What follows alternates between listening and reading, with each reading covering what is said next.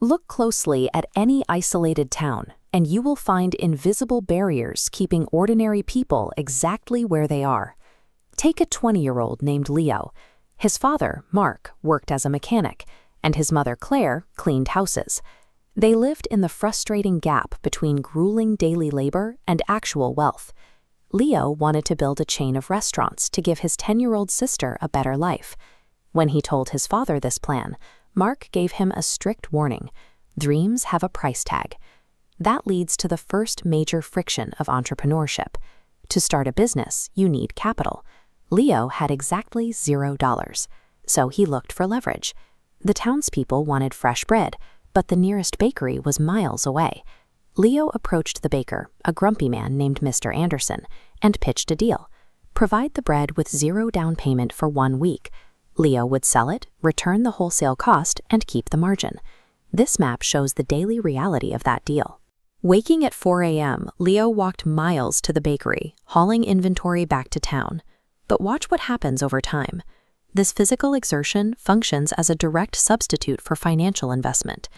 This suggests that for a small-scale operation, the requirement for upfront cash can be bypassed. By trading his time and physical labor for inventory, Leo turned pure effort into his first working currency. Selling someone else's product creates a hard profit ceiling. To grow his margins, Leo had to manufacture the bread himself.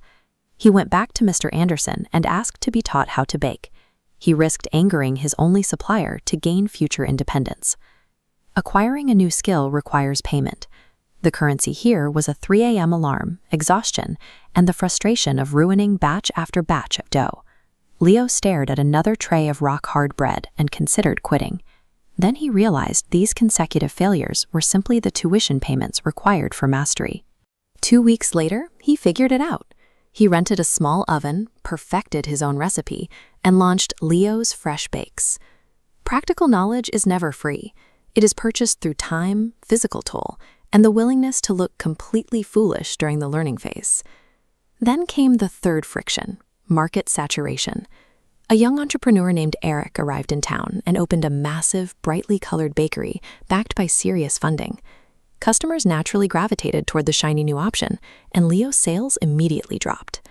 Instead of panicking, Leo started interrogating his lost customers. He asked them exactly what they preferred about Eric's shop. They told him the truth. Eric's shop looked cleaner, and his cakes had better designs. Look at this split-screen comparison. Eric relied on a large, static advantage. Leo built a continuous feedback loop, upgrading his cart and learning cake decoration. As that cycle spins faster, the small business outmaneuvers the larger, better-funded rival.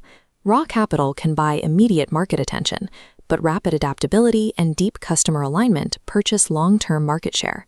Then, the most dangerous friction of all occurs: uncontrollable disaster. One night, a fire sparks near the oven and completely guts Leo's operation. The financial reality was grim. His equipment was ruined, his savings were drained, and the town assumed his business was dead. Mr. Anderson pointed out that the town had learned to trust Leo long before they ever tasted his bread. He had spent months building a reputation for reliability, and that was a form of equity the fire couldn't touch. Leo made a defining choice. He didn't wait for a bailout.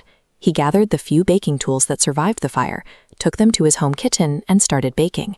Seeing Leo relentlessly try to save his own business triggered a ripple effect. The townspeople stepped in.